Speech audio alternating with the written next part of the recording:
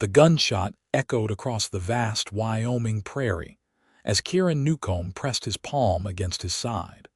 Blood seeping through his fingers like crimson rivers carving through the valleys of his calloused hand. He bit down hard on his lower lip, stifling the groan that threatened to escape as he urged his dapple-gray stallion, Storm, toward the distant lights of Dillon. The moon hung heavy in the October sky of 1878, casting long shadows that concealed the true extent of his injury from any who might pass him on the lonely trail. "Just a bit further, boy," Kieran whispered to his horse, patting its neck with his free hand. The wound in his side burned like hellfire, a constant reminder of the ambush that had caught him unaware as he'd made his way back from escorting a cattle drive to Cheyenne. 3 men, faces covered with bandanas, had demanded his earnings. When Kieran had refused, bullets had flown. He'd managed to escape, but not before one of those bullets found a home in his flesh. The small town of Dillon emerged from the darkness, a collection of wooden buildings with dim lights glowing in windows. Kieran had only been there a month, taking odd jobs at the local ranch while trying to make a name for himself. Nobody needed to know about this wound. In his experience, injured men were seen as liabilities, not assets, and he couldn't afford to lose the respect he'd worked so hard to earn. Kieran guided Storm around the main street, avoiding the saloon and general store where townsfolk might still be gathered despite the late hour. Instead, he made his way to the small, dilapidated cabin he'd been renting at the edge of town. With a suppressed groan, he dismounted, nearly collapsing as his boots hit the dirt. The world spun momentarily, and he leaned against Storm's warm flank until the dizziness passed. After securing his horse in the small lean-to beside the cabin, Kieran stumbled inside. He lit a lantern with shaking hands and examined his wound in the weak light. The bullet had torn through the flesh of his side, leaving an angry, weeping hole that would need tending. Not fatal if treated properly, but dangerous if infection set in. "Damn," he muttered, reaching for a bottle of whiskey. He poured the amber liquid over the wound, hissing as the alcohol burned worse than the initial bullet. With clumsy fingers, he packed the wound with a strip of relatively clean cloth and bound it tightly with a bandage torn from an old shirt. Dawn broke over Dillon with a palette of pinks and golds that Kieran observed through eyes heavy with pain and exhaustion. Despite having barely slept, he forced himself from his bed, gritting his teeth against the agony that tore through his side. He couldn't afford to miss work at the Thompson Ranch. A day's absence would raise questions he wasn't prepared to answer. "Come on, Newcomb," he told himself as he carefully dressed, making sure his shirt concealed the blood-stained bandage. "You've survived worse." The ride to the Thompson Ranch was torture, every hoofbeat jarring his wound. By the time he arrived, Kieran's shirt was damp with sweat despite the cool morning air, and he could feel fresh blood seeping through his makeshift bandage. "Mornin', Kieran," called Samuel Thompson, the ranch foreman, as Kieran dismounted. "You're looking a mite pale today. Everything all right? Just didn't sleep well," Kieran responded, forcing a smile. "What needs doing today?" Samuel studied him for a moment, then shrugged. "We're moving cattle to the north pasture. Think you can handle it, of course." Kieran nodded, though the thought of a day in the saddle made his wound throb in protest. By midday, Kieran was barely staying upright in his saddle. His vision blurred at the edges, and the pain in his side had evolved from a sharp stab to a dull, constant agony that seemed to consume his entire body. Still, he pushed on, determined not to show weakness. "Newcomb, take a break," Samuel called, riding up alongside him. "You look like hell warmed over." Kieran wiped sweat from his brow. "I'm fine." "You don't look fine. Take an hour, get some water and food in you." Unable to argue, Kieran nodded and guided Storm toward a small stream that cut through the property. Once out of sight of the other ranch hands, he slid from the saddle and collapsed against a boulder, breathing heavily. He untucked his shirt and peeled back the bandage. The wound was an angry red, the flesh around it hot to the touch. Signs of infection. "Damnation," he whispered, fumbling for his canteen. He poured water over the wound, cleaning away dried blood and pus, then rebandaged it as best he could. The effort left him dizzy and nauseated. Somehow, Kieran made it through the rest of the day, though he couldn't have said how. When Samuel finally released the hands at dusk, he practically fell onto his horse, his body moving on instinct rather than conscious thought. "Kieran," Samuel called as he was about to ride away. "You sure you're all right? You've been favoring your right side all day." "Just pulled a muscle," Kieran lied, his voice strained. "Nothing a good night's sleep won't fix." Samuel looked unconvinced but didn't press the issue. "If you say so, see you tomorrow." The ride back to town was a blur. Twice, Kieran nearly fell from the saddle, saved only by Storm's steady pace and his own stubborn grip on the reins. By the time he reached his cabin, darkness had fallen and fever had set in, making the cool night air feel like ice against his clammy skin. He barely managed to tend to his horse before stumbling inside, where he collapsed onto his bed without even removing his boots. The wound pulsed with each beat of his heart, a rhythm of pain that lulled him into a fitful, fevered sleep. Morning came, and with it, the realization that he would not be making it to the ranch today. Kieran could barely lift his head from the pillow, let alone mount a horse.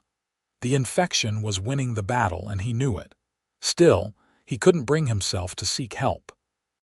Pride, stubborn and unyielding, kept him silent. Throughout the day, he drifted in and out of consciousness, occasionally rousing enough to take sips of water or whiskey to dull the pain.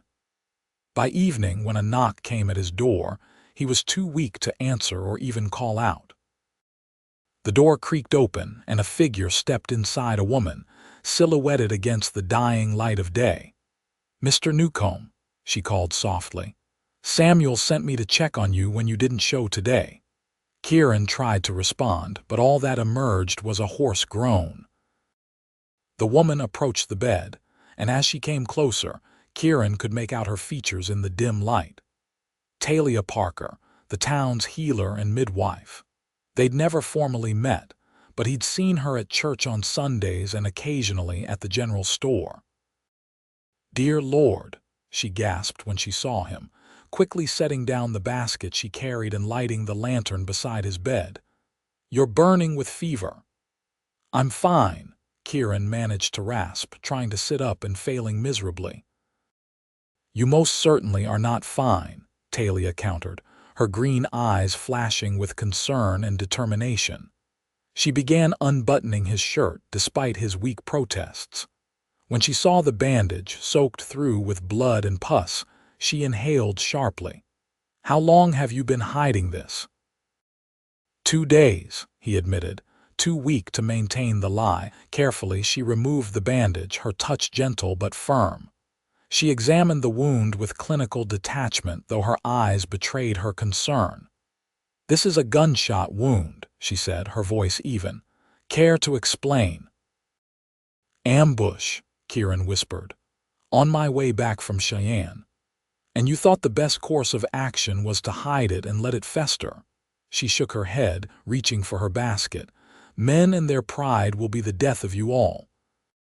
Talia worked quickly, cleaning the wound with a solution that stung worse than the whiskey had. She extracted items from her basket: herbs, clean bandages, a small pot which she set on the stove to boil. "Why didn't you come to me?" she asked as she worked, her voice softer now. "This is precisely why I'm here in Dillon." Kieran winced as she probed the wound. "Don't like to show weakness," he admitted, his defenses lowered by fever and pain. "New in town, need respect." Respect isn't earned by dying of a preventable infection, Talia chided, though there was no real heat in her words. Now, this is going to hurt, but I need to clean this properly. She wasn't exaggerating. By the time she finished cleaning and treating the wound, Kieran was drenched in sweat, his knuckles white from gripping the bedsheet. But Talia's hands were steady and sure, her presence somehow both professional and comforting. "There," she said finally, applying a fresh bandage. "That should help, but you've got a fight ahead of you. The infection has taken hold." Kieran nodded weakly, his eyes already closing from exhaustion. "I'm staying," Talia announced, settling herself in the cabin's only chair. "You need someone to monitor that fever and change the bandages." "Don't need a nurse," Kieran protested, though even to his own ears the words lacked conviction.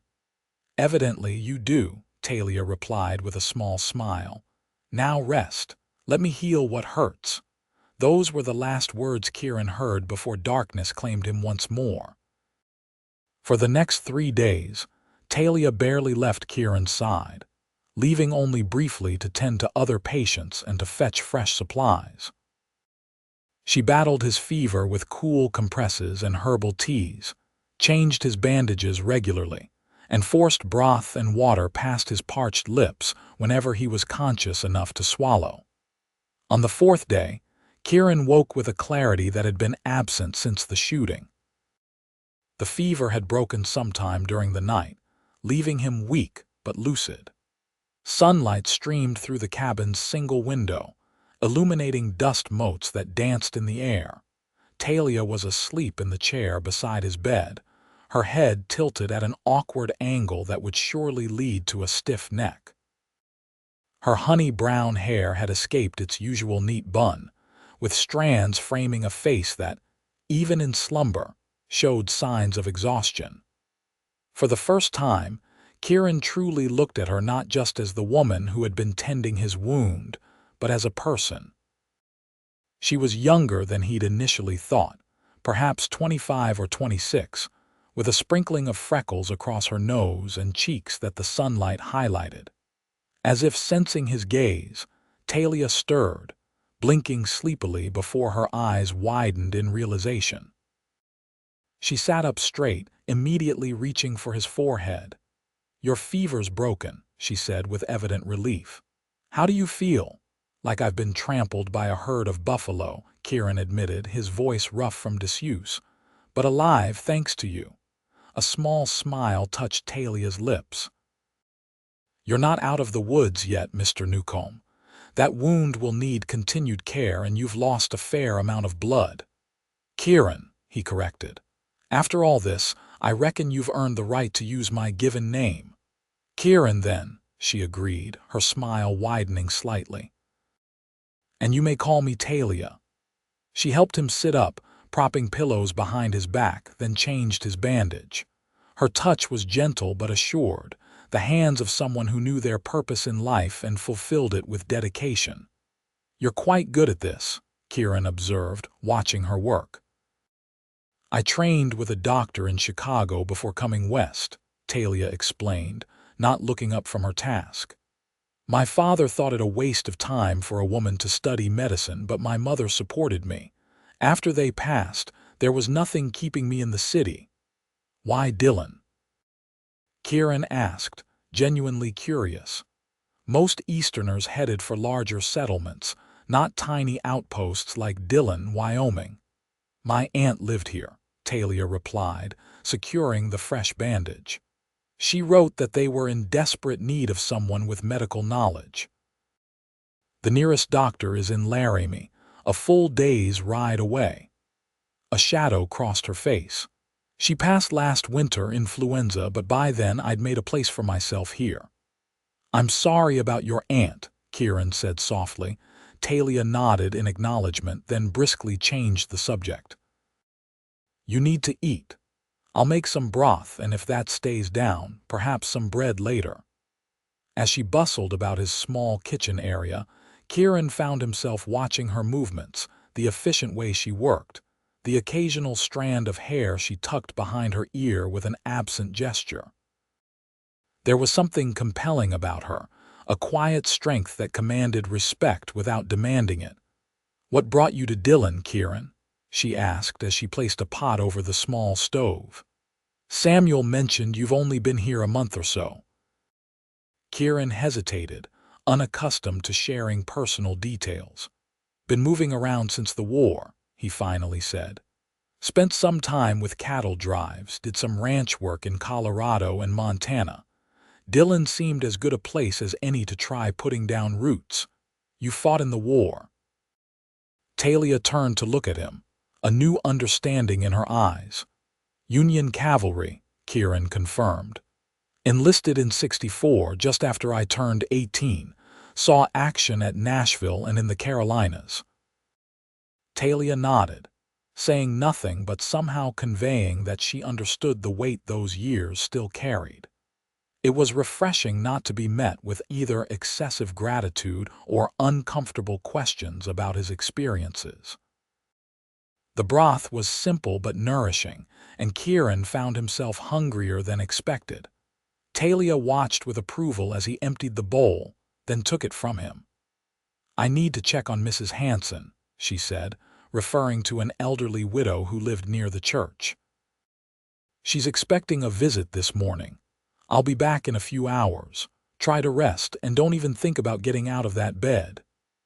"Yes, madam," Kieran replied with a faint smile. After Talia left, the cabin felt strangely empty. Kieran dozed intermittently, waking to the familiar pain in his side but also to thoughts of the woman who had, quite possibly, saved his life. He couldn't remember the last time someone had shown such care for his well-being, without expectation of payment or return favors. True to her word, Talia returned a few hours later, bringing with her fresh bread from the baker and news from town. "Samuel asked after you," she said as she helped Kieran to a more comfortable position. "I told him you'd had a fall and injured yourself, but that you should recover with proper rest. He said your job will be waiting when you're well enough." Relief washed over Kieran. "Thank you. I was worried about that." "It's a partial truth," Talia said with a slight shrug. "I didn't feel it was my place to share the full story. That's yours to tell or keep private as you choose." The consideration touched Kieran deeply. In a small town like Dillon, privacy was a rare commodity, yet Talia had respected his without question. Over the next week, a routine developed. Talia would come in the morning to check his wound and help him with breakfast, then leave to tend to her other patients. She would return in the afternoon or evening, sometimes bringing dinner, and they would talk as she changed his bandage or prepared herbs for his tea. Kieran learned that Talia had come to Wyoming 2 years ago, that she was 27 years old, and that her parents had died within months of each other, when she was 23. She spoke fondly of her aunt, who had taught her about herbal remedies that complemented her formal medical training. In turn, Kieran shared more of himself than he had with anyone in years. He told her about his childhood in Pennsylvania, his parents who still lived there, and the younger sister who wrote him faithfully despite his irregular responses. He spoke of his years after the war, drifting from place to place, unable to settle but always hoping to find somewhere that felt like home. "Is that what you're looking for in Dillon?" Talia asked one evening as they sat by the fire, she in the chair, he propped up in bed. "A home." Kieran considered the question, watching the flames dance. "I suppose so," he admitted, "though I'm not sure I'd recognize it if I found it." "How would you know?" Talia's voice was soft, curious rather than challenging. "I guess." Kieran paused, searching for words. "I'd know because I'd want to stay, even when things got difficult, because leaving would feel like losing something irreplaceable." Talia nodded, her gaze thoughtful. "That's a good answer." As Kieran's strength returned, Talia began helping him take short walks around the cabin. her hand steady under his elbow when he faltered. The first time he made it to the door and stood in the sunlight, breathing in the crisp autumn air, he felt an unexpected sense of accomplishment, one heightened by the smile of approval Talia gave him. "You're healing well," she said, professional assessment mixing with personal satisfaction in her voice. "The wound is clean, and there's no sign the infection is returning." "Thanks to your care," Kieran replied, meaning it. "I don't know how to repay you." "There's no debt," Talia said simply. "This is what I do." But Kieran couldn't accept that.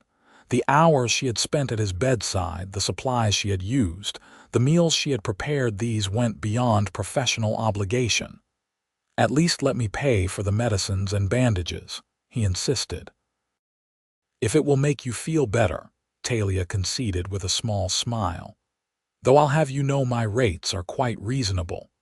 2 weeks after Talia had first found him, Kieran was well enough to venture into town. The wound still pulled when he moved too quickly, but the infection was gone, and his strength was returning daily. Talia insisted on accompanying him on this first outing, concerned he might overexert himself. They walked slowly down Dillon's Main Street, Kieran still a bit unsteady but determined not to show it. Several townsfolk greeted them, some with curious glances at the unlikely pair, the rugged cowboy and the genteel healer. "Miss Parker," Mrs. Williams, the shopkeeper's wife, called as they passed the general store. "How lovely to see you, and Mr. Newcomb, I hear you've been unwell. Are you recovered?" "Getting there, madam," Kieran replied politely. "Miss Parker has been kind enough to see to my recovery." "She's a blessing to this town," Mrs. Williams said with genuine warmth. "We were so fortunate when she decided to stay after poor Martha passed." Talia smiled, though Kieran noticed a shadow cross her face at the mention of her aunt. "Thank you, Mrs. Williams. I'm just doing what I can." They continued on, stopping at the post office where Kieran was surprised to find a letter from his sister waiting. As they made their way back to his cabin, he found himself walking closer to Talia than was strictly necessary, drawn to her steady presence and the faint scent of lavender that seemed to surround her. "Would you like to come in?" he asked when they reached his door, suddenly reluctant for their time together to end. "I could make tea." "I should check on Mrs. Hanson," Talia said, hesitating, "but perhaps later I could bring supper." "I'd like that," Kieran replied, surprised by how much he meant it. That evening they shared a simple meal of stew and biscuits that Talia had prepared. As they ate, Kieran read parts of his sister's letter aloud, smiling at her descriptions of home and family. "You must miss them," Talia observed, watching his face. "Sometimes," Kieran admitted. "But I couldn't stay there after the war. Everything felt different. I was different. War changes people," Talia said quietly. "My father was never the same after he returned from Mexico in '48. He was harder, more distant. Mother said he left part of himself on those battlefields." "That sounds about right," Kieran nodded, understanding completely. "You leave pieces of yourself behind, and sometimes you pick up pieces that don't belong to you, memories, nightmares, guilt." "Is that why you keep moving?" Talia asked gently, "trying to outrun those pieces?" Kieran met her gaze, struck by her insight. "Maybe," he acknowledged, "though it hasn't worked so far." "Perhaps the answer isn't in running away," she suggested, "but in finding something worth staying for." Their eyes held for a moment longer than was proper, and Kieran felt something shift between them, a subtle change in the air that made his heart beat a little faster. The following day, Kieran insisted on walking to the Thompson ranch alone, despite Talia's concerns. He needed to speak with Samuel about returning to work, even if only for light duties. The activity would do him good, and he was eager to contribute again to feel useful. Samuel greeted him with genuine pleasure. "Newcomb, good to see you on your feet. Miss Parker took good care of you, I see." She did, Kieran agreed, unable to keep a certain warmth from his voice. I owe her my life. She's a remarkable woman, Samuel said, giving Kieran a searching look. Turned down a proposal from the banker's son last year, said she had no interest in giving up her work to be a wife. Kieran kept his expression neutral, though this information sparked both curiosity and an unexpected flare of hope. I didn't come to gossip about Miss Parker, he said, changing the subject. I came to ask when I might return to work. Samuel insisted he take another week to regain his strength, but agreed to light duties after that. As Kieran left the ranch, he found himself reflecting on what Samuel had said about Talia. Her independence was evident in everything she did, from her choice of profession to her straightforward manner. It was part of what drew him to her, though he was only now admitting to himself that he was, indeed, drawn to her. That evening, when Talia came to check his wound, Kieran found himself watching her more closely, noting the graceful movement of her hands, the way her brow furrowed slightly in concentration, the curve of her mouth when she smiled. She was beautiful, not in the showy way of saloon girls or the refined manner of Eastern ladies, but in a real, earthy way that made his chest tighten. "Something on your mind?" Talia asked, catching his gaze. "Samuel says I can return to work next week," Kieran said, deflecting. "Light duties at first. That seems reasonable," Talia nodded, though her eyes narrowed slightly. "As long as you don't overdo it, that wound is still healing." "I'll be careful," he promised, "and I was thinking I might escort you to the harvest dance next Saturday, as thanks for your care." The invitation came out more awkwardly than he'd intended, and he inwardly winced. Surprise flickered across Talia's face, followed by a soft smile. "I'd like that," she said simply. The week passed slowly for Kieran, each day bringing increased strength and mobility, but also an ever-growing awareness of his feelings for Talia. They continued their routine of evening visits, though now there was a new undercurrent to their conversations, a sense of possibility that hadn't been there before. The night of the harvest dance arrived clear and cool. Kieran had purchased a new shirt for the occasion, dark blue that brought out the color of his eyes, and had even visited the barber for a proper shave. As he waited outside Talia's small house near the church, he felt a nervous anticipation that he hadn't experienced since he was a young man courting his first sweetheart. When Talia emerged, Kieran's breath caught. She wore a simple dress of deep green that complemented her eyes, her hair styled in a softer arrangement than her usual practical bun. She looked lovely, and the smile she gave him as she accepted his arm made his heart skip. "You clean up well, Mr. Newcomb," she teased, her eyes taking in his appearance with evident appreciation. "As do you, Miss Parker," he replied, unable to keep the admiration from his voice. "Though you're always beautiful." A blush colored Talia's cheeks, but she didn't look away. "Shall we?" she asked, gesturing toward the town hall where music and laughter already spilled into the night. The hall was decorated with autumn leaves and harvest bounty, tables laden with food prepared by the women of Dillon. A local band played lively tunes, and couples young and old filled the dance floor. Heads turned as Kieran and Talia entered, curious glances and knowing smiles following them as they made their way through the crowd. "Miss Parker," Mrs. Thompson greeted them warmly. "And Mr. Newcomb, how wonderful to see you fully recovered. Samuel told me you had quite an accident." "Yes, madam," Kieran nodded, the lie now well established. "Fortunate that Miss Parker is such a skilled healer." "Indeed," Mrs. Thompson smiled, her eyes moving between them with obvious approval. "Will you be dancing tonight? The band is particularly good." "If Miss Parker is willing," Kieran said, turning to Talia with a questioning look. "I'd be delighted," Talia replied, her eyes meeting his with a warmth that made the room fade around them. As they moved to the dance floor, Kieran placed his hand lightly at Talia's waist, conscious of the propriety required in such a public setting.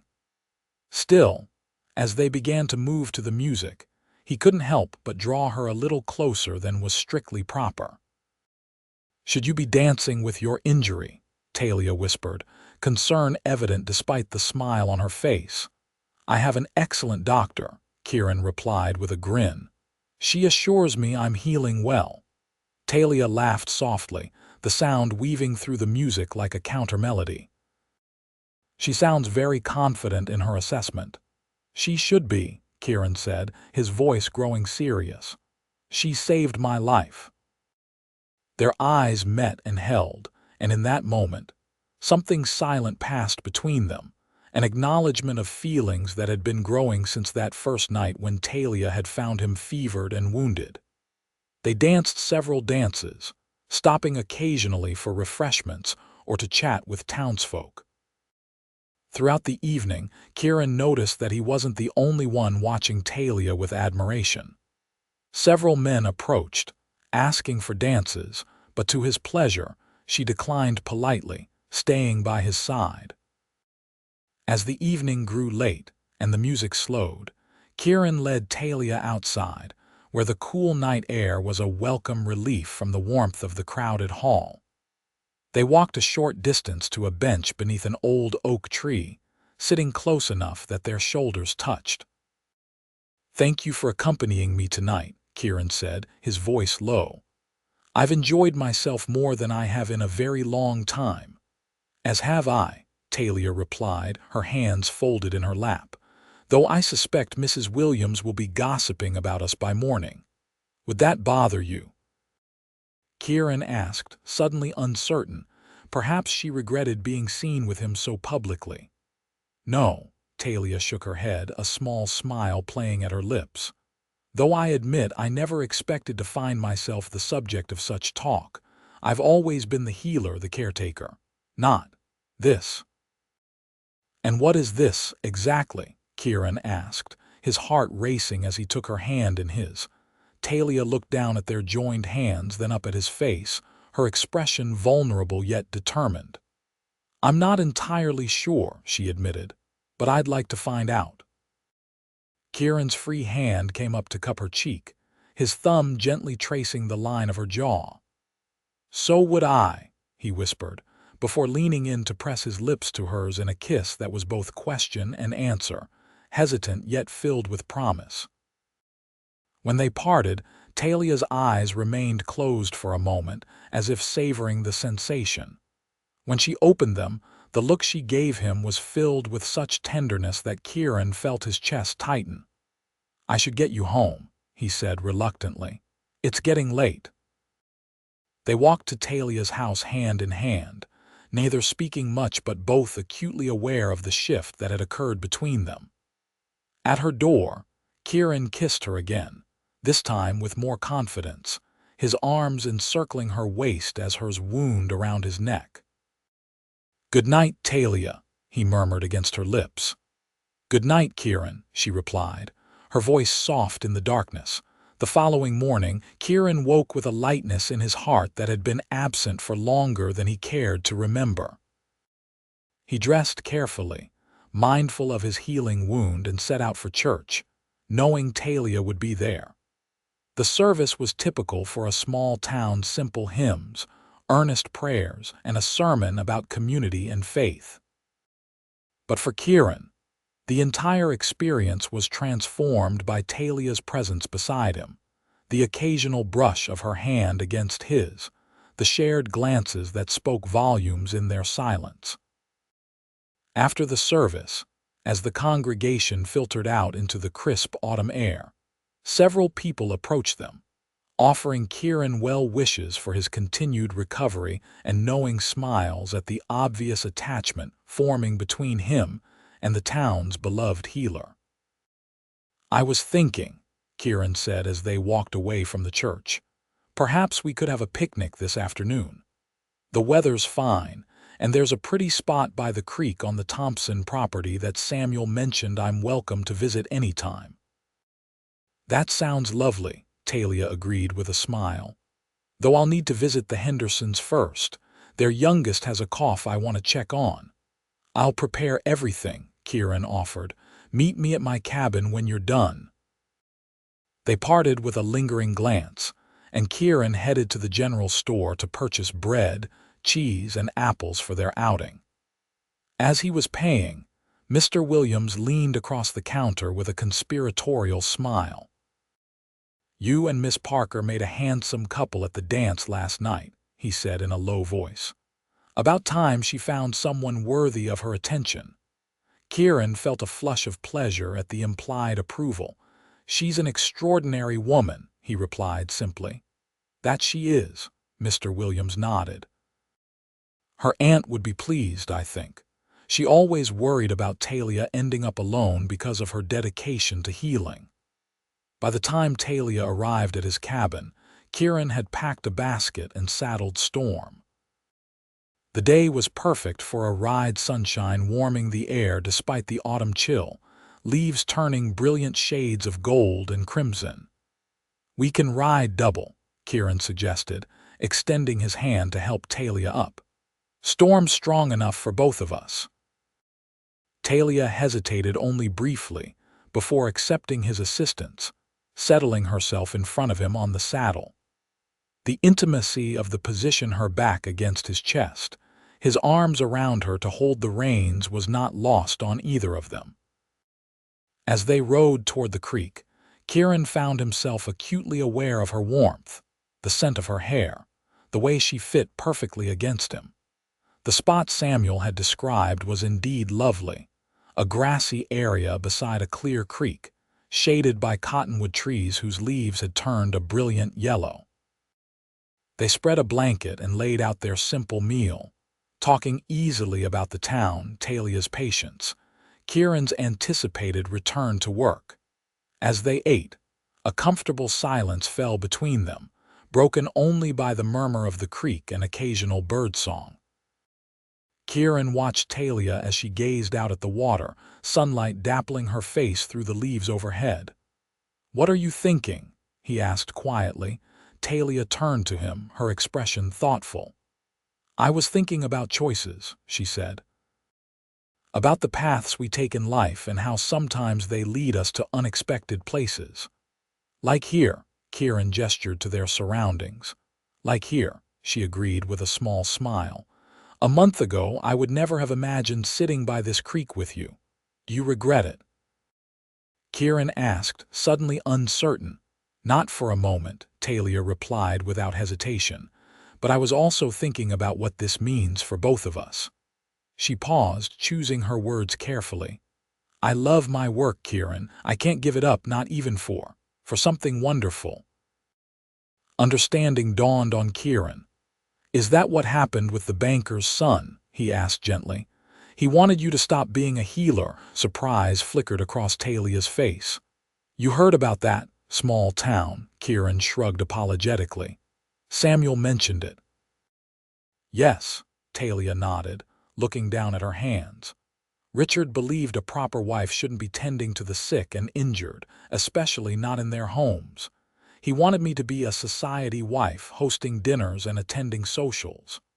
"That's not who you are," Kieran said with certainty. "No," she agreed, meeting his gaze. "It's not." "Talia," Kieran reached for her hand, his eyes earnest.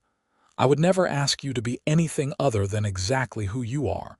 Your healing isn't just what you do, it's part of who you are. Asking you to give it up would be like asking you to stop breathing." The smile that bloomed on Talia's face was radiant, her eyes shining with emotion. "Thank you for understanding," she said softly, squeezing his hand. "Besides," Kieran added with a wry smile, "I've experienced your skills firsthand.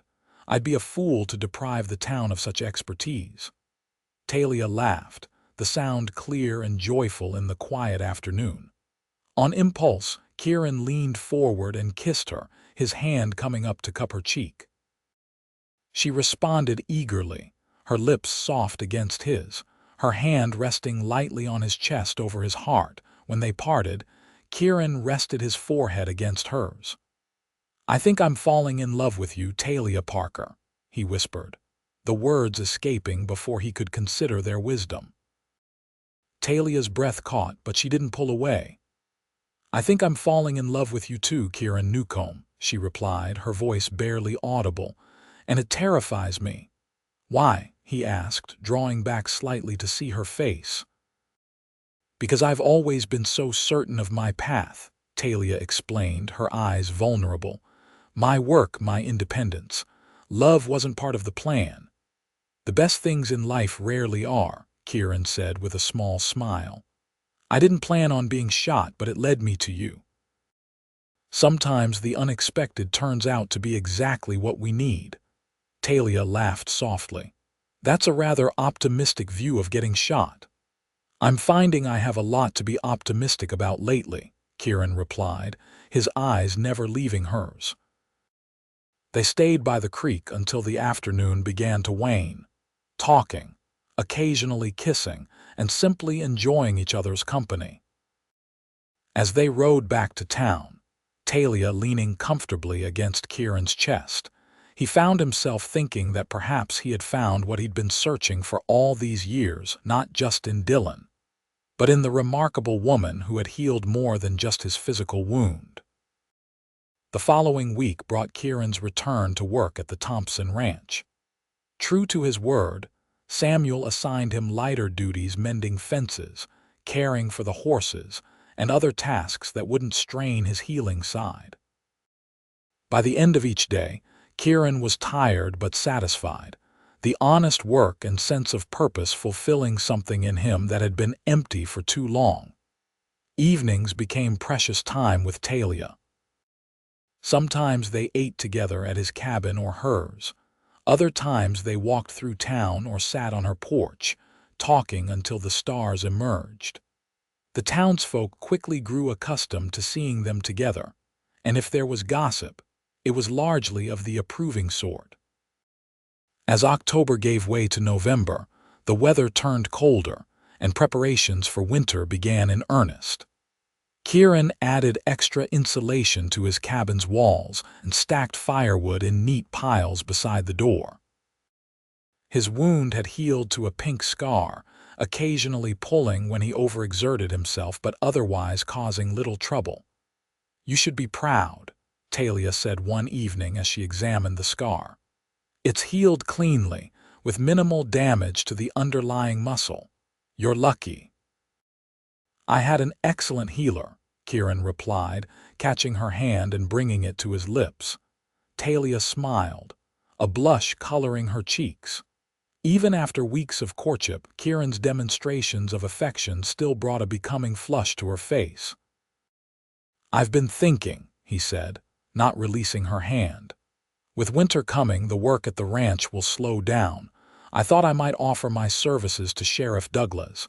He mentioned needing a deputy, especially with the stage coming through more regularly now." "A deputy?" Talia's brow furrowed slightly. "That could be dangerous." "Dillon's a peaceful town mostly," Kieran reassured her. "And I have experience with firearms and tracking from my cavalry days. It would be good, steady work through the winter." Talia nodded slowly, concern still evident in her eyes. "Just be careful," she said finally. "I've grown rather fond of you intact and uninjured." "I've grown rather fond of being that way," Kieran replied with a smile, drawing her into his arms. "Especially when it means I can do this." He kissed her softly, feeling her smile against his lips. Sheriff Douglas was pleased with Kieran's offer and hired him on the spot. The position came with a small but steady salary and the respect of the townsfolk, who appreciated having another lawman looking out for their safety. Kieran took to the job naturally, his calm demeanor and fair judgment earning him quick acceptance in his new role. November brought the first snowfall, transforming Dillon into a pristine landscape of white.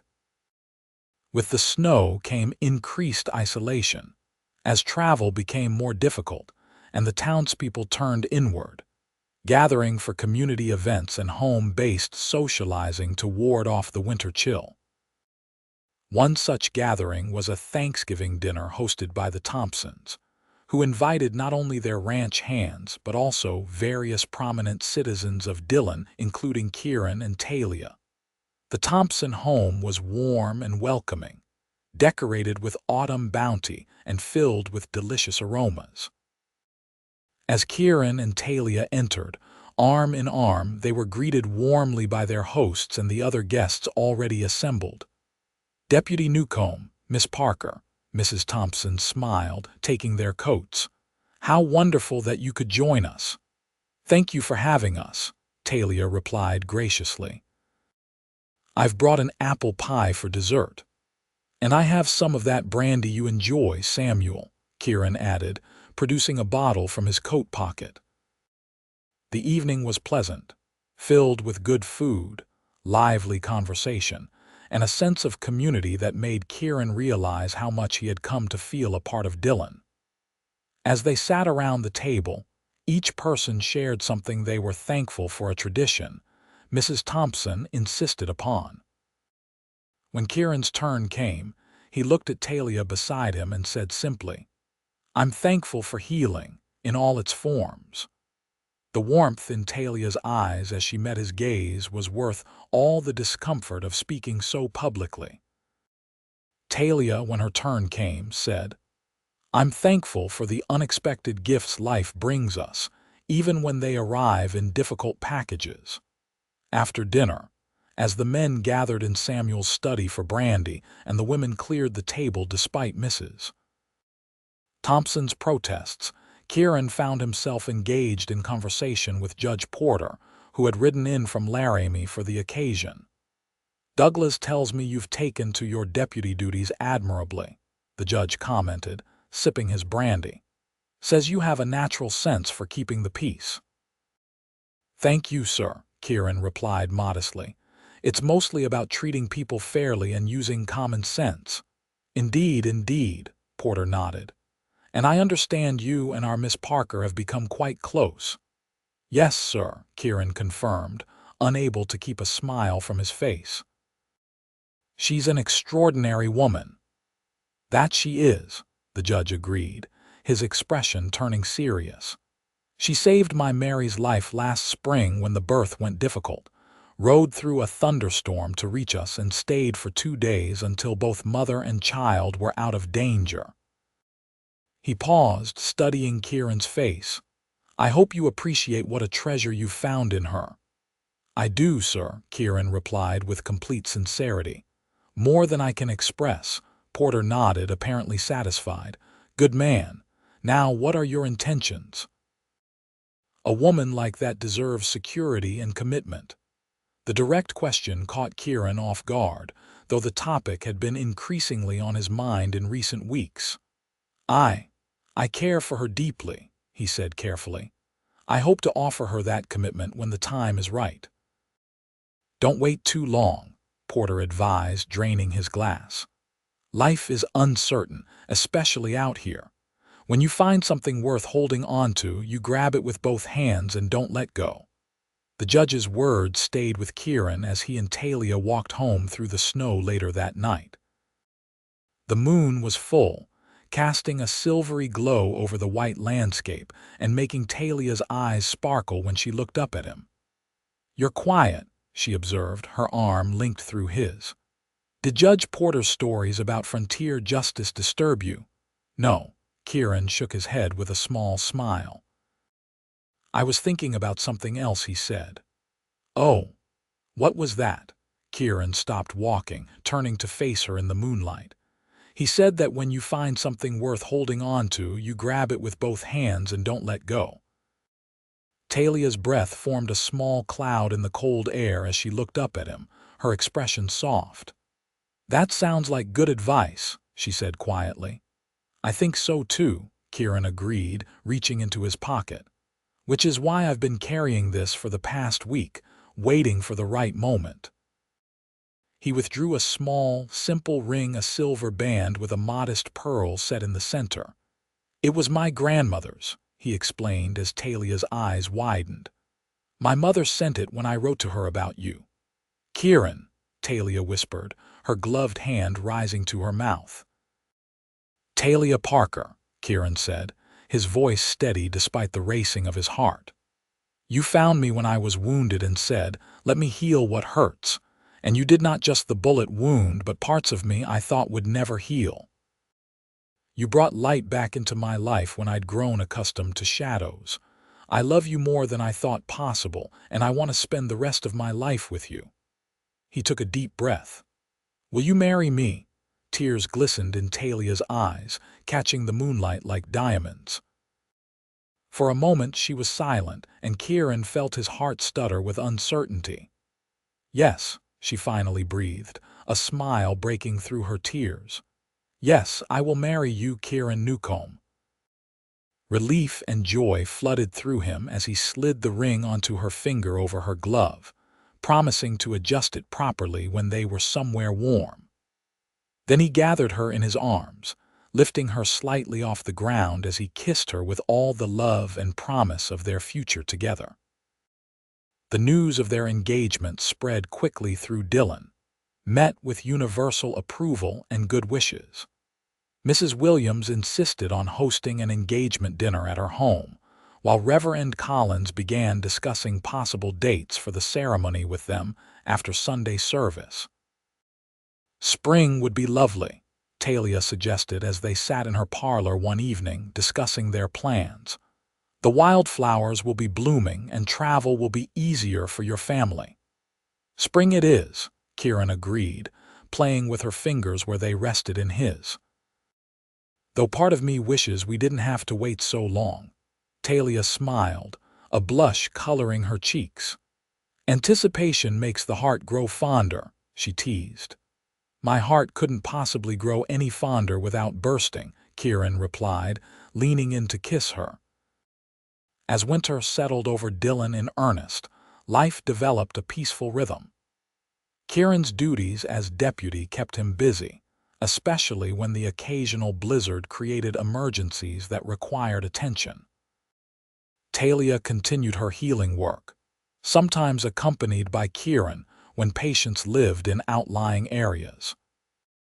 They spent Christmas together, exchanging simple but meaningful gifts: a finely crafted leather medicine bag for Talia, embossed with her initials, a silver pocket watch for Kieran, engraved with the date they had become engaged. They attended the town's Christmas celebration together, dancing and laughing with their neighbors, their happiness adding to the festive atmosphere.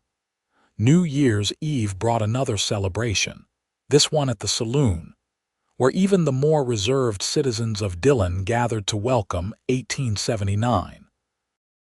As midnight approached, Kieran drew Talia close, his arm around her waist. "Any regrets about the year ending?" he asked softly. Talia looked up at him, her eyes reflecting the lamplight. "Not a single one," she replied. "It brought me you." "To 1879, Kieran said as the clock struck midnight. "May it bring us even greater happiness."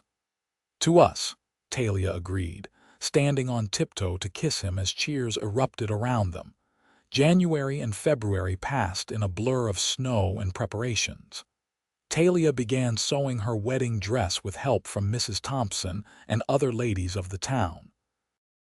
Kieran corresponded with his family in Pennsylvania, making arrangements for their journey west in the spring. They discussed where they would live after the wedding, eventually deciding to purchase a small house that had become available on the edge of town, close enough for Talia's patients to reach easily, but with a bit of land where Kieran could keep a few horses. March brought the first signs of spring: melting snow, longer days, and the gradual greening of the prairie.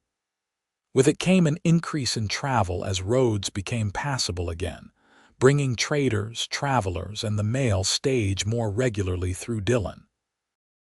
It was on one such stage, in early April, that trouble arrived in the form of 3 men who took rooms at the hotel. Kieran noticed them immediately, their expensive clothes marking them as out of place in the frontier town. Their watchful eyes and the way they kept to themselves, raising his instincts honed from years of cavalry service and drifting. "I don't like the look of those men," he told Sheriff Douglas after observing them for 2 days. "They're too interested in the bank for casual visitors." Douglas, an older man with decades of law experience, nodded thoughtfully. "I noticed that too. Keep an eye on them, but don't make it obvious. No sense startling them if they're planning something." Kieran agreed, but took the precaution of warning Mr. Harrison, the bank manager, to be especially vigilant. He also made sure to be visible around town, his deputy's badge prominently displayed as he went about his duties. For a few days, nothing happened, and Kieran began to think perhaps he'd been overly suspicious. Then, on a Thursday morning when he was patrolling the far side of town, he heard shots fired from the direction of the bank. Drawing his revolver, Kieran ran toward the commotion, arriving to find 2 of the strangers mounting horses outside the bank, saddlebags bulging with what he presumed was stolen money. The third man was exchanging gunfire with Sheriff Douglas, who had taken cover behind a water trough. "Drop your weapons," Kieran shouted, taking aim at the mounted men. One of them turned and fired, the bullet whistling past Kieran's ear. He returned fire, catching the man in the shoulder and knocking him from his horse. The second rider spurred his horse, charging directly at Kieran, who was forced to dive out of the way. As he rolled to his feet, he saw the third man emerge from the bank, dragging a terrified female clerk as a shield. "Let her go," Kieran demanded, his gun trained on the robber. "Drop your weapon, or she dies," the man snarled, pressing his revolver to the woman's temple. She whimpered, her eyes wide with fear. For a tense moment, nobody moved. Then a shot rang out from the alley beside the bank, catching the robber in the arm. He howled in pain, releasing the clerk, who scrambled away to safety. Kieran didn't hesitate. He fired, his bullet finding the robber's chest. The man staggered backward, then collapsed onto the boardwalk, his gun clattering beside him. From the alley emerged Samuel Thompson, rifle in hand. "Saw the commotion from the general store," he explained grimly. "Couldn't let that snake hurt Miss Jenkins." Kieran nodded his thanks, then turned to see Sheriff Douglas approaching the wounded robber who had fallen from his horse. The third man had escaped, galloping out of town with his ill-gotten gains. "We need to organize a posse," Douglas said, securing handcuffs on the wounded man. "That one won't get far with our money." Within half an hour, Kieran was leading a group of 6 men, including Samuel, on the trail of the escaped robber. The fresh hoofprints were easy to follow in the spring mud, heading northwest toward the hills. "He's making for the old mining trails," Samuel observed as they rode. "Probably thinks he can lose us in the rough country."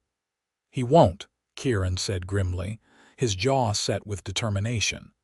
These men had brought violence to the town he now called home, had threatened innocent people. He wouldn't rest until justice was served. They rode hard for several hours, the trail occasionally disappearing on rocky ground but always reappearing where the soil was softer. As they approached a narrow canyon, Kieran signaled for the posse to slow down and spread out. "He could be waiting to ambush us," he warned, drawing his revolver. "Samuel, take Davis and circle around to the west. Johnson, you and the others come in from the east. I'll approach directly." The men nodded, separating as directed. Kieran waited until they had moved into position, then urged his horse forward slowly, every sense alert for danger. The shot came from above, the bullet striking the ground just in front of his horse, causing the animal to rear in alarm. Kieran controlled the horse with one hand while scanning the canyon walls with sharp eyes. There's a movement among the rocks about halfway up the eastern slope. I see him. Kieran shouted to the others. Eastern wall. Another shot rang out, this one passing dangerously close to Kieran's head. He returned fire, aiming for the flash he'd seen among the rocks. The robber broke cover, scrambling higher up the slope. Samuel's rifle cracked from the western approach, the bullet splintering rock near the fleeing man. The robber turned, firing wildly toward Samuel's position. That moment of distraction was all Kieran needed. He dismounted and scaled the rocky slope with agility born of desperation and determination. The robber, hearing his approach, swung around, but it was too late. Kieran tackled him, sending them both rolling across the uneven ground until they came to rest with Kieran on top, his revolver pressed to the man's throat. "It's over," Kieran said through clenched teeth. "You're going back to Dillon to face justice." The robber glared up at him with hatred in his eyes, but didn't struggle as Kieran bound his wrists with rope from his saddlebags. The stolen money was recovered from the man's horse, along with a small arsenal of weapons. It was late afternoon by the time the posse returned to Dillon, their prisoner securely tied to his horse. A crowd had gathered in the main street, breaking into cheers when they saw the returning men with their captive. Among the crowd, Kieran spotted Talia, her face pale with worry. As he dismounted, she pushed through the onlookers to reach him, throwing her arms around his neck in a display of affection more public than she usually allowed. "When I heard what happened," she whispered against his neck, "I was so afraid." Kieran held her close, breathing in the familiar scent of her hair.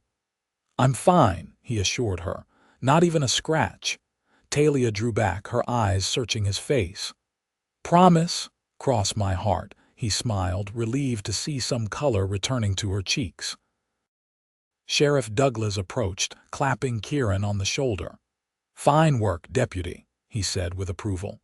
"Both in town and with the posse. Judge Porter will be pleased when he hears how quickly justice was served."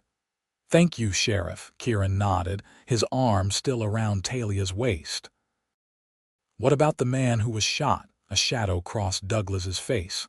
"Didn't make it, I'm afraid. Bullet was too close to his heart. Miss Parker did what she could, but—" He shrugged apologetically, glancing at Talia. "He was beyond healing," Talia confirmed quietly. "I'm sorry I couldn't do more." "You did all anyone could," Douglas assured her. "No one expects miracles, not even from our best healer."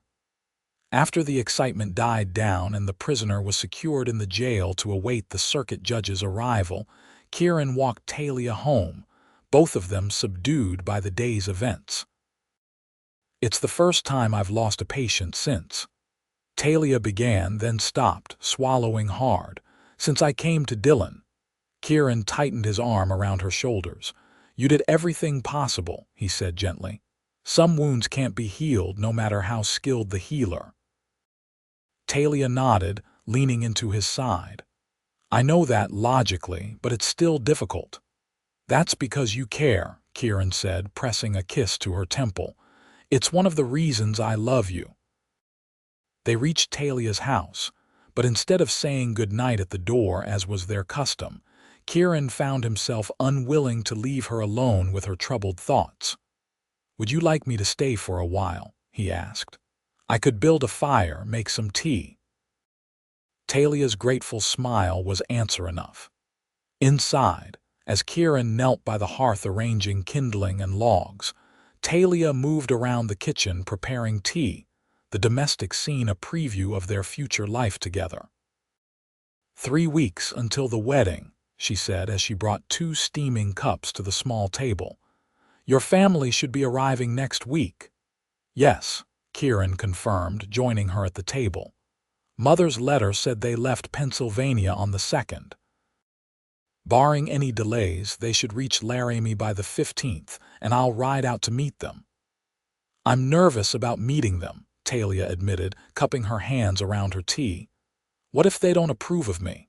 They'll love you, Kieran assured her, reaching across the table to take her hand. How could they not? Besides, Mother already sent her wedding ring for you. That's a pretty clear sign of approval. Talia smiled, some of the tension easing from her shoulders. I hope so. I want them to feel welcome here. They will, Kieran promised. Dylan has a way of making people feel at home. It certainly worked on me.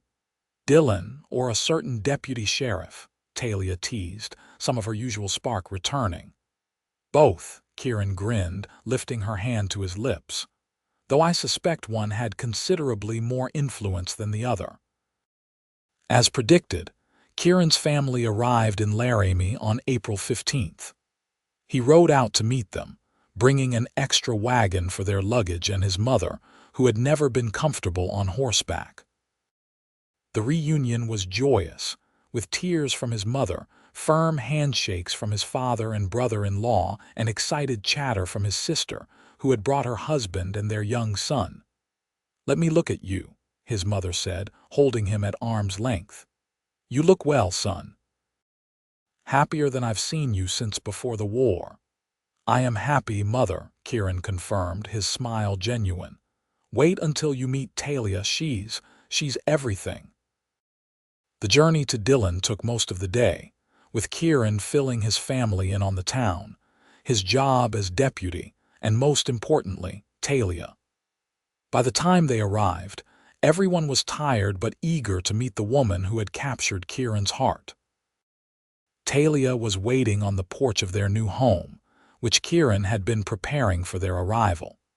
She looked beautiful in a simple blue dress, her hair arranged in soft curls around her face, but Kieran could see the nervous tension in her posture. "Mother, father, Hannah, Robert, this is my fiancée, Talia Parker," Kieran introduced, his voice warm with pride. "Talia, my family." For a moment, there was a pause that seemed to stretch forever. Then Kieran's mother stepped forward, arms outstretched. "My dear girl," she said, embracing Talia warmly. "I've been so looking forward to meeting you. Kieran's letters have been full of nothing but praise for you." The tension visibly drained from Talia as she returned the embrace. "I'm so pleased to meet you too, Mrs. Newcomb. Kieran speaks of you all so fondly." "Margaret, please," Kieran's mother insisted. "We're to be family, after all." The next 2 weeks passed in a whirlwind of final wedding preparations. Kieran's father and brother-in-law helped him complete work on the house, building shelves and furniture, while his mother and sister assisted Talia with last-minute details for the ceremony and celebration. The wedding day dawned clear and mild, the prairie bursting with spring wildflowers just as Talia had hoped. The small church was filled to capacity with townsfolk and a few guests from neighboring settlements. Judge Porter had arranged his circuit to be in Dylan for the occasion, and Sheriff Douglas stood as Kieran's best man. Kieran waited at the altar, his palms sweaty but his heart sure, as the church doors opened and Talia appeared on the arm of his father. Her dress was simple but elegant, ivory satin that caught the light as she moved. She wore wildflowers in her hair instead of a veil, and her eyes never left Kieran's as she walked toward him. "Who gives this woman to be married?" Reverend Collins asked. "In the absence of her father, I do," Kieran's father replied, placing Talia's hand in his son's before stepping back. The ceremony was brief but heartfelt, with traditional vows that took on new meaning as Kieran and Talia spoke them to each other. When Reverend Collins pronounced them husband and wife, Kieran gathered Talia in his arms for a kiss that prompted cheers and a few good-natured whistles from the congregation. The celebration afterward was held at the Thompson Ranch, with tables set up under the trees and lanterns hanging from branches for when darkness fell. There was music and dancing, abundant food prepared by the women of the town, and enough whiskey to ensure everyone's spirits remained high. As evening approached, Kieran found a moment alone with his bride, drawing her away from the festivities to a quiet spot beneath an old oak tree. "Happy, Mrs. Newcomb?" he asked, his arms encircling her waist. "Completely," Talia replied, her eyes shining with joy as she looked up at him. "I never imagined I could be this happy." "Nor I," Kieran admitted, resting his forehead against hers. "When I rode into Dillon last fall, I was just looking for work, maybe a place to stay for the winter. I wasn't expecting to find a home or love." "Sometimes the best things find us when we're not looking," Talia said softly, echoing what he had told her months earlier. "Even if they arrive in unusual packages like a wounded cowboy too stubborn to ask for help." Kieran laughed, the sound warm in the gathering dusk. "Thank God for your persistence," he said, drawing her closer. "And your healing hands." "Thank God for second chances," Talia replied, rising on tiptoe to kiss him. As they rejoined the celebration, hand in hand, Kieran knew with certainty that he had found what he'd been searching for since the war ended, not just a place to belong, but a person to belong with. In Talia's love, he had found healing for wounds deeper than any bullet could cause. And in loving her, he had found his true purpose. The town of Dillon, Wyoming had become home, and together, they would build a life there, one filled with love, healing, and the joy that comes from finding your heart's true match. 5 years later, Kieran stood on the porch of their home, watching as Talia knelt in the garden, showing their 3-year-old daughter, Margaret, how to plant sunflower seeds. Their son, James, just 6 months old, slept peacefully in a cradle nearby, his tiny face the perfect blend of his parents' features. The years had brought changes to Dillon. A proper doctor had finally settled in town, though Talia still practiced her healing arts, particularly midwifery and herbal remedies. Kieran had become sheriff when Douglas retired, maintaining the peace with the same steady hand that had earned him respect as a deputy. Their home had expanded with their family, with Kieran adding rooms as needed and improving the land around it. They kept horses, a small vegetable garden, and a few chickens, a perfect blend of town and country life that suited them both. "Papa," Margaret called, spotting him on the porch. "Come see my seeds." "Coming, little flower," Kieran replied, descending the steps to join his family. As he knelt beside Talia in the soft spring earth, their daughter chattering excitedly about the sunflowers that would soon grow tall as the sky, Kieran felt the familiar swell of gratitude that often overtook him in these quiet moments. "What are you thinking?" Talia asked, noticing his expression as she brushed soil from her hands. Kieran smiled, reaching out to tuck a strand of hair behind her ear, a gesture that had become habit over their years together. "I was thinking about that day you found me, half dead in my cabin," he said. "How you said, 'Let me heal what hurts.'" "And did I?" Talia asked softly, her eyes reflecting the same love and contentment he felt. Kieran looked around at their home, their children, the life they had built together, then back to the woman who had made it all possible. "Every day," he answered, leaning forward to kiss her gently. "Every single day."